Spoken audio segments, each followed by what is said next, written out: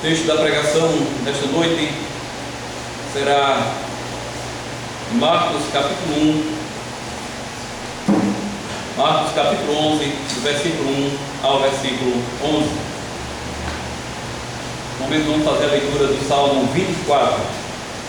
Diz assim a palavra do Senhor: Ao Senhor pertence a terra e tudo que nela se contém, o mundo e os que nele habitam. Fundou ele sobre os mares e sobre as correntes a estabeleceu. Quem subirá ao monte do Senhor? Quem há de permanecer no seu santo lugar? O que é limpo de mãos e puro de coração, que não entrega a sua alma à falsidade, nem jura dolosamente. Este obterá do Senhor a bênção e a justiça do Deus da sua salvação. Tal é a geração dos que o buscam, dos que buscam a face do Deus de Jacó. Levantai, ó portas, as vossas cabeças, levantai-vos, ó portais eternos, para que entre o Rei da Glória. Quem é o Rei da Glória? O Senhor forte e poderoso, o Senhor poderoso nas batalhas. Levantai, ó portas, as vossas cabeças, levantai-vos, ó portais eternos, para que entre o Rei da Glória. Quem é esse Rei da Glória? O Senhor dos Exércitos. Ele é o Rei da Glória. Vamos então, meus irmãos, ler o texto da pregação que está no Evangelho de Marcos, capítulo 11, e os versículos de 1 a 11. Marcos, capítulo 11, de 1 a 11. Diz assim a santa palavra de Deus, o Evangelho do nosso Senhor Jesus Cristo.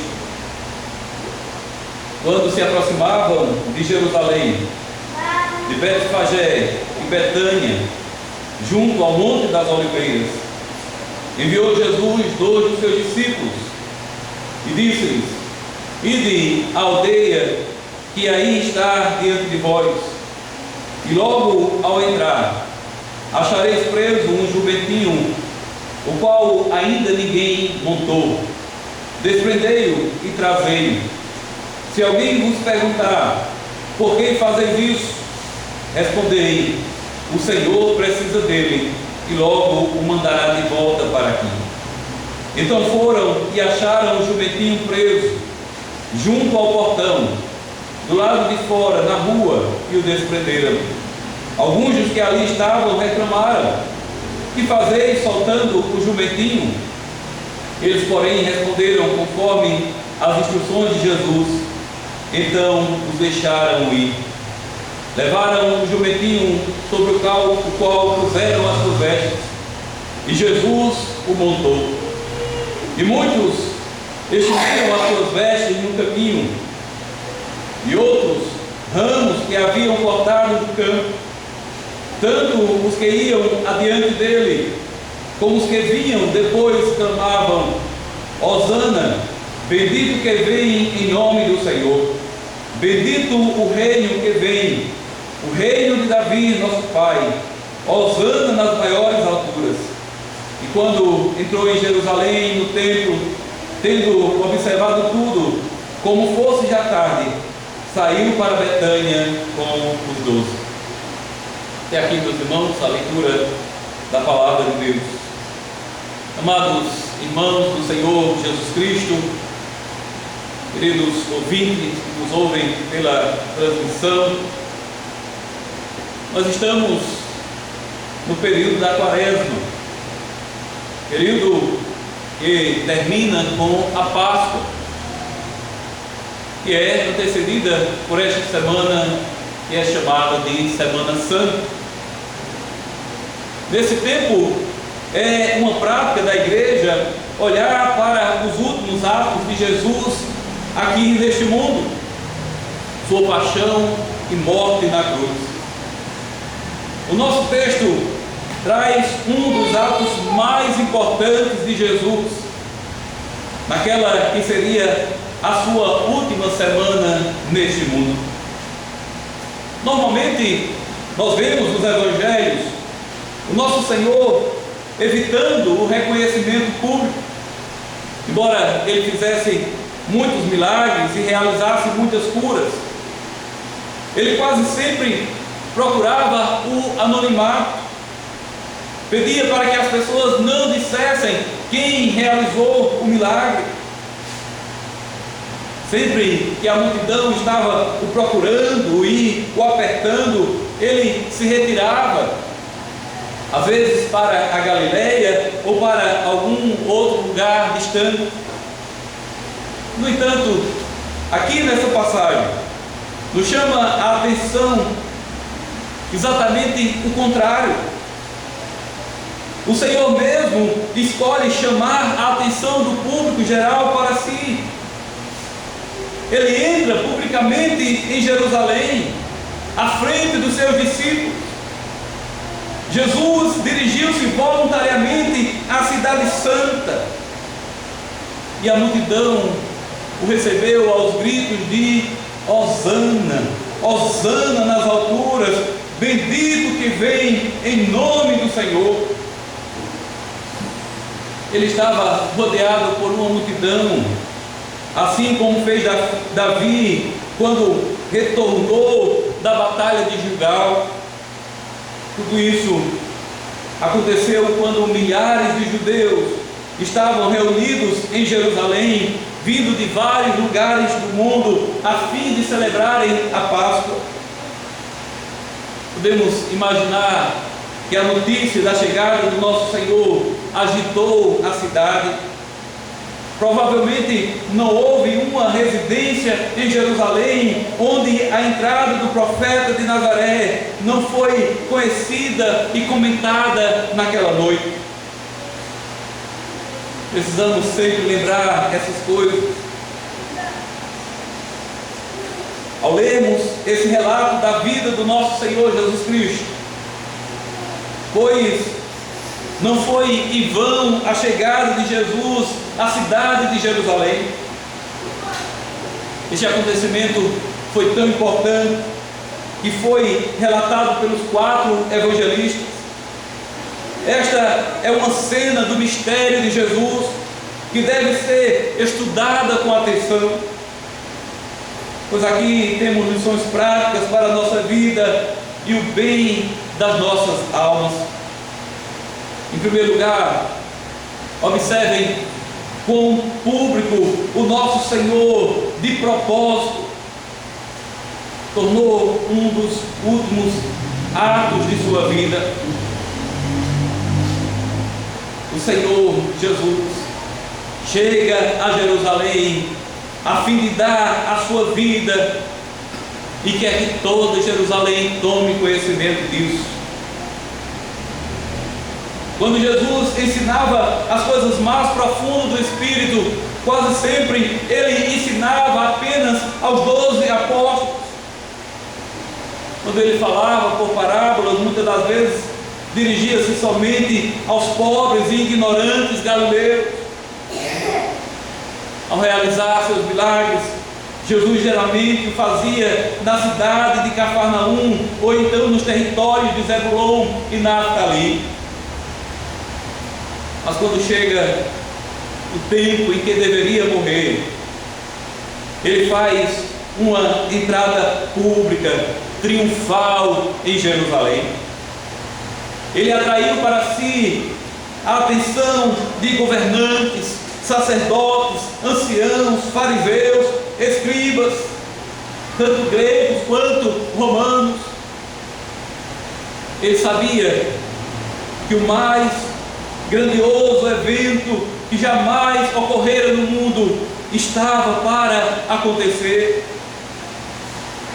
O eterno Filho de Deus estava às vésperas de sofrer em lugar de homens pecadores. O grande sacrifício pelos pecados estava para ser oferecido.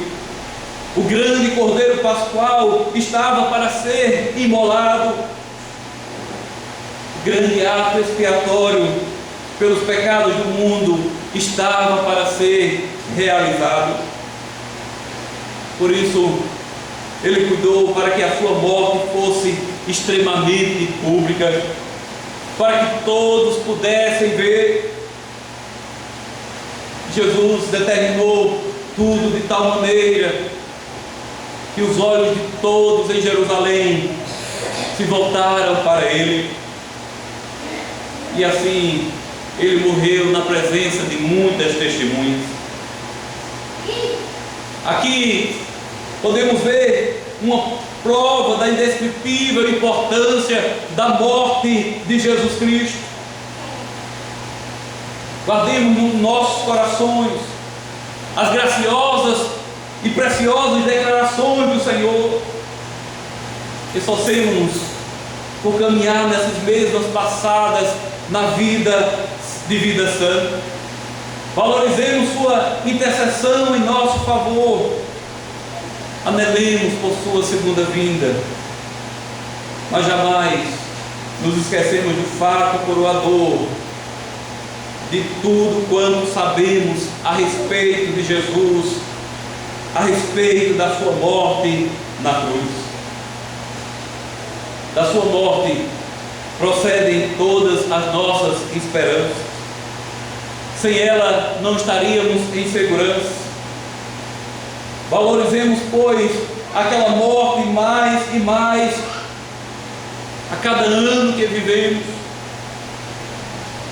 Que todos os nossos pensamentos acerca de Jesus nos levem a nos regozijarmos, a nos alegrarmos e a dar glória pelo grandioso fato de que Ele morreu por nós. Em segundo lugar, meus irmãos, observe nesse texto a pobreza voluntária a qual o nosso Senhor se submeteu quando esteve nesta terra. Como foi que o Senhor entrou em Jerusalém naquela ocasião tão importante? Será que Ele chegou em uma carruagem real, cercado de cavalos, de soldados e de um cortejo real, à semelhança dos reis deste mundo? A Bíblia não nos fala qualquer dessas coisas. Pelo contrário, lemos que Ele tomou emprestado um jumentinho para assentar-se sobre as vestes dos seus discípulos, talvez por falta de uma sela. Isto estava em perfeita conformidade com o teor do seu ministério. Jesus nunca teve qualquer riqueza neste mundo. Quando Ele atravessou o lago da Galileia, Ele usou uma embarcação emprestada. E agora, ao dirigir-se à cidade santa, foi em um animal que não era seu. E ao ser sepultado, o colocaram num túmulo também emprestado. Meus irmãos, destes simples fatos, encontramos uma mescla do poder e da fraqueza, da riqueza e da pobreza, da divindade e da humanidade, que com tão grande frequência pode ser visto na história do nosso Senhor Jesus Cristo. Aquele que algumas vezes experimentou fome, era capaz de alimentar milhares de pessoas com apenas alguns pães. Aquele que algumas vezes se sentiu exausto, Ele mesmo podia curar enfermos. Aquele que expelia demônios, foi Ele mesmo tentado algumas vezes. E aquele que era poderoso para ressuscitar os próprios mortos, haveria de se submeter Ele mesmo à morte. Vemos exatamente a mesma coisa em nosso texto. Vemos o poder do nosso Senhor no fato de que Ele moveu as vontades de uma vasta multidão para conduzi-lo a Jerusalém. Ele fez com que aquelas pessoas o recebessem triunfantemente. Mas também percebemos a pobreza do nosso Senhor no fato de que tomou um jumentinho emprestado para transportá-lo em sua entrada triunfal. Aqui podemos notar a união das duas naturezas de Jesus, a divina e a humana, unidos em uma única pessoa, se pudéssemos ver os seus atos divinos, talvez esquecêssemos de que ele era um homem. Se olharmos somente para os momentos em que ele experimentou a pobreza e a debilidade, talvez nos esquecêssemos que ele era Deus. O propósito de Deus é que vejamos em Jesus o poder divino e a fraqueza humana unidos em uma única pessoa. Não somos capazes de explicar este mistério, mas podemos consolar-nos com o seguinte pensamento: esse é o nosso Salvador, esse é o nosso Cristo, alguém capaz de simpatizar conosco por ser homem, mas também alguém todo-poderoso para salvar, pois Ele é Deus. Finalmente, meus irmãos, observem o simples fato de que nosso Senhor entrou em Jerusalém montado em um jumentinho emprestado, uma prova de sua pobreza. Mostra com isso que a pobreza não é pecado em si mesmo. As causas que ocasionam tanta pobreza à nossa volta, sem dúvida, são causas pecaminosas. Muitas das vezes é pelo alcoolismo, pelo adultério, pela extravagância, o desperdício, a desonestidade, a corrupção que tem levado tantas pessoas à miséria e à fome, ou pela preguiça, aqueles que não querem trabalhar, querem viver vida fácil. Quantos pecados que levam o homem à ruína. Isso não quer dizer que se alguém nasceu pobre ou não herdou de seus pais e tem de trabalhar com as suas próprias mãos pelo pão diário e até não possuir uma casa própria, não quer dizer que esteja em pecado.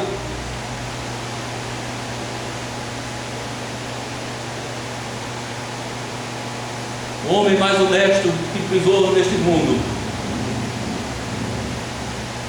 experimentou o que é a pobreza. Isso mostra que tanto o pobre quanto o rico, aos olhos de Deus, são iguais. O Senhor Jesus foi pobre. Ele não tinha ouro nem prata.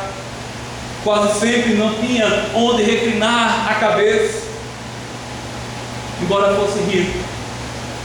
Contudo, por amor a nós, tornou-se pobre.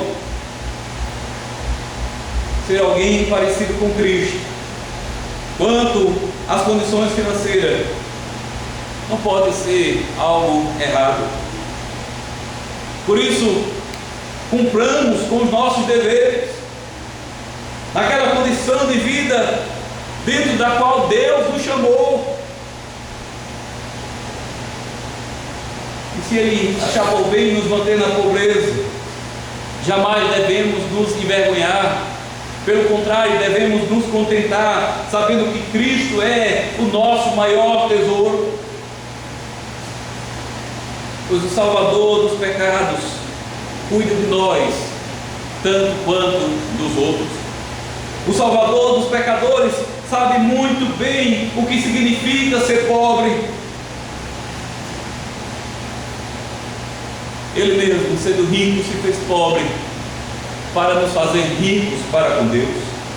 Ele veio morrer por nossos pecados e, portanto, nos reconciliar com Deus. Portanto, meus irmãos,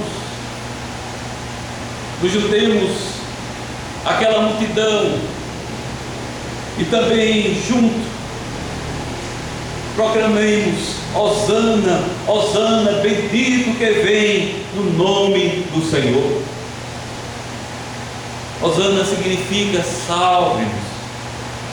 No entanto, as pessoas adotaram essa palavra como uma palavra de louvor, de exaltação, da mesma forma que alguns irmãos usam hoje a palavra aleluia.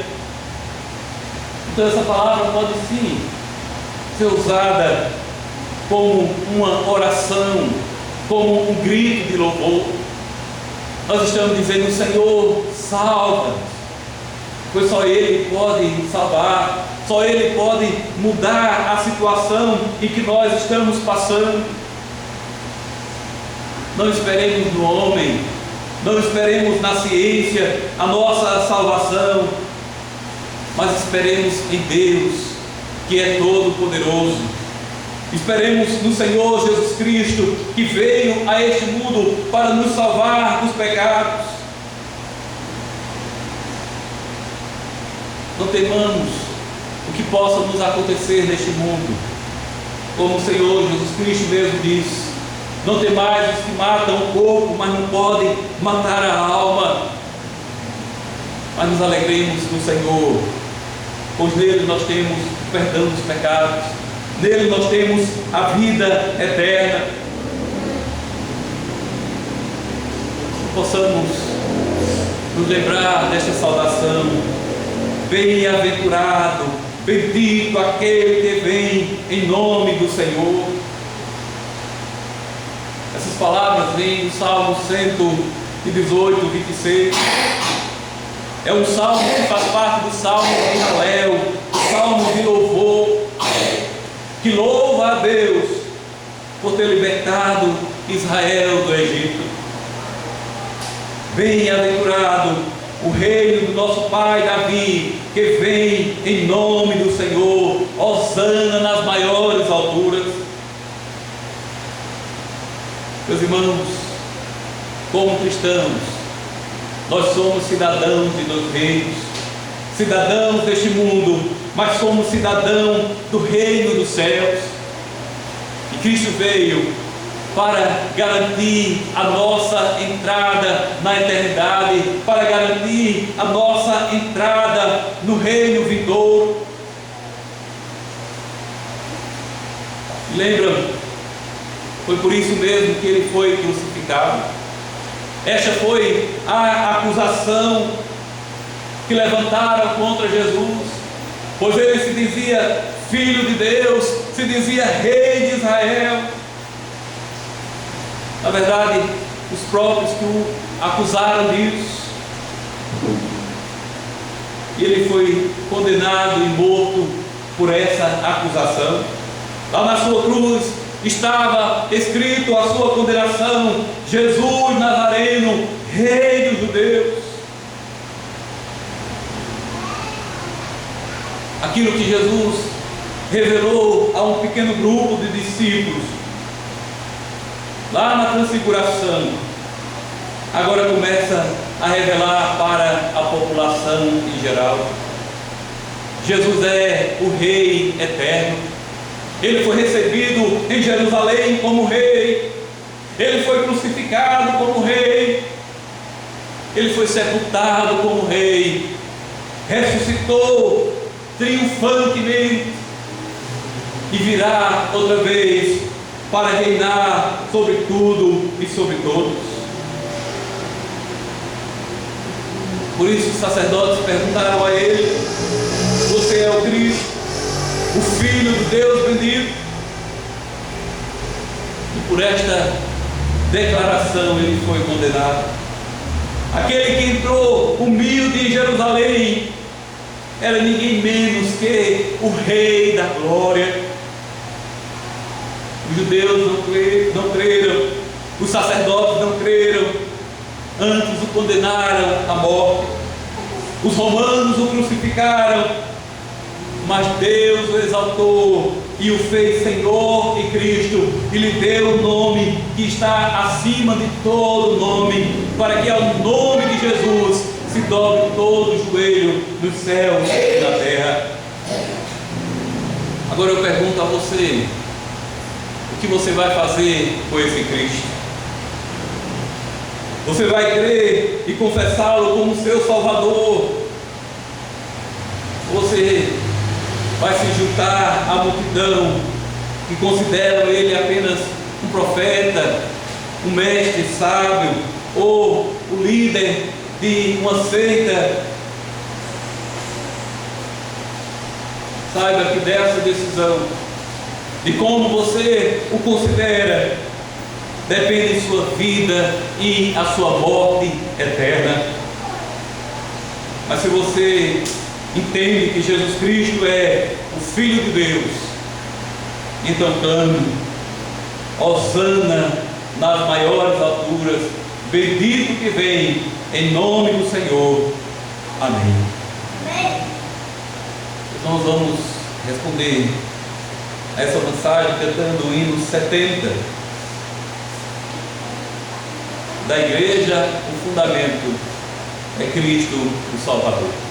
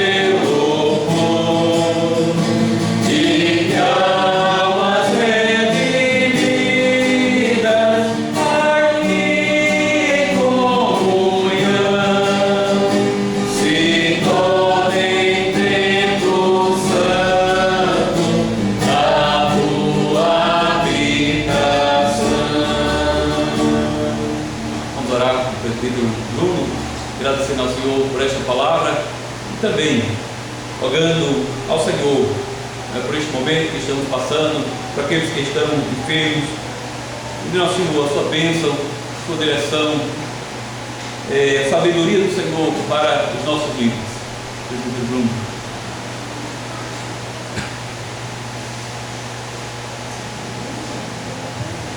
Sua cabeça, vamos orar ao Senhor.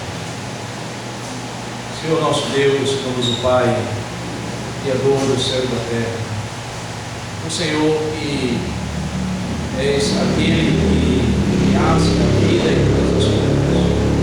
Nós nos colocamos em tua presença, Senhor, como a tua santa igreja, unida e comprada pelo sangue de Cristo. O Cristo o qual nós acabamos de ouvir. Cristo que não hesitou sequer um momento cumprir a missão pela qual ele veio cumprir nesse mundo. E é em nome dele, Senhor, que nós nos colocamos diante do teu trono. É através dele, Senhor, que nós podemos nos achegar a ti e te chamar de Pai. Ó Senhor, como é bondosa a tua misericórdia e como, Senhor Deus, tem sido grande a cada dia o teu amor pela tua igreja e por esse mundo. E pedimos ao Pai que a nossa vida seja uma vida de gratidão a Ti constantemente. E Por isso sabemos que não conseguimos de nós mesmos. E pedimos, Senhor, que Tu a cada dia nos apacente com a pregação da Tua palavra, com a lembrança, Senhor, desse Evangelho que acabamos de ouvir nessa noite.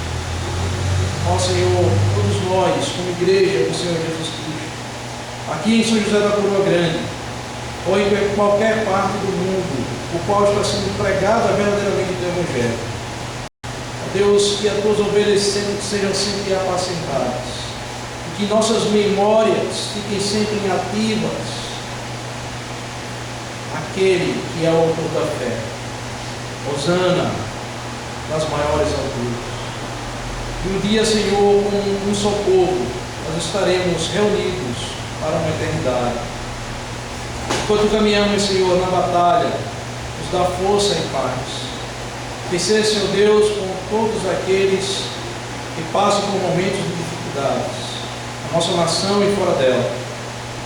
Ó Pai, esteja com cada um, para que, em primeiro lugar, acima de todas as coisas, possam reconhecer a grandeza do Teu nome. E possam saber, Senhor Deus, que Tu és o Deus que providencia todas as coisas. Por isso, Senhor, te agradecemos por tudo que temos e somos.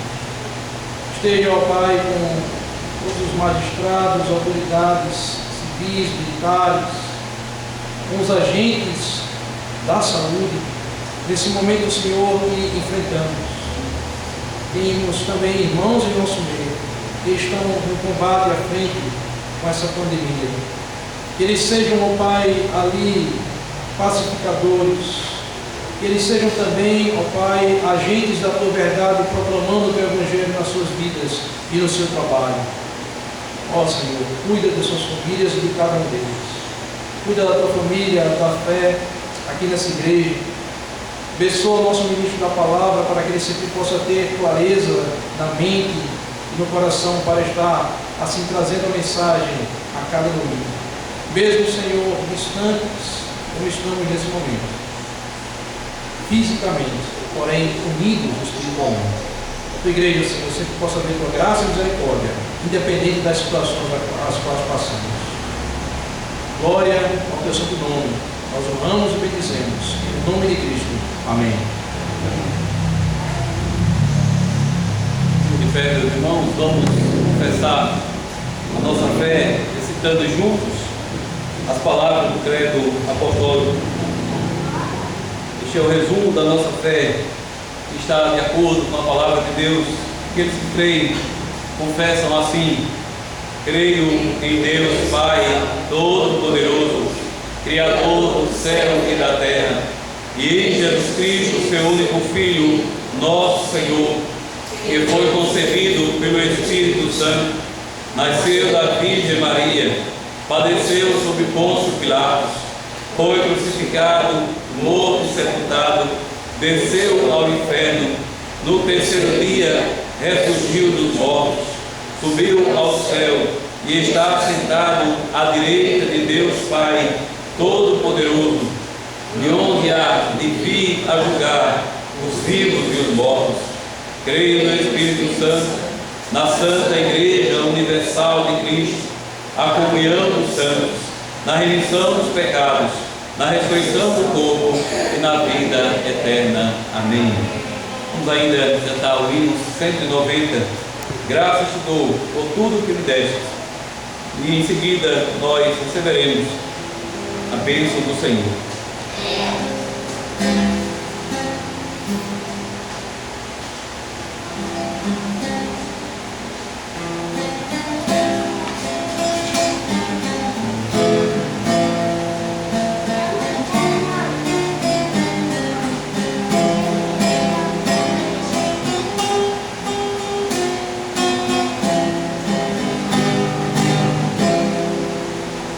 Graças te dou.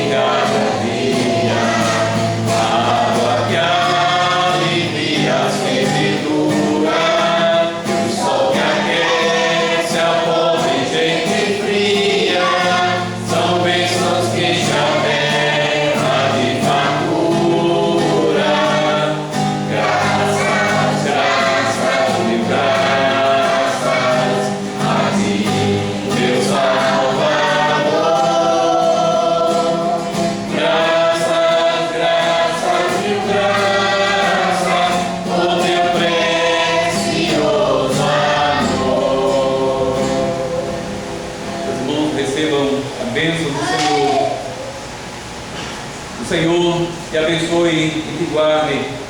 O Senhor faça resplandecer o rosto sobre ti e tenha misericórdia de ti.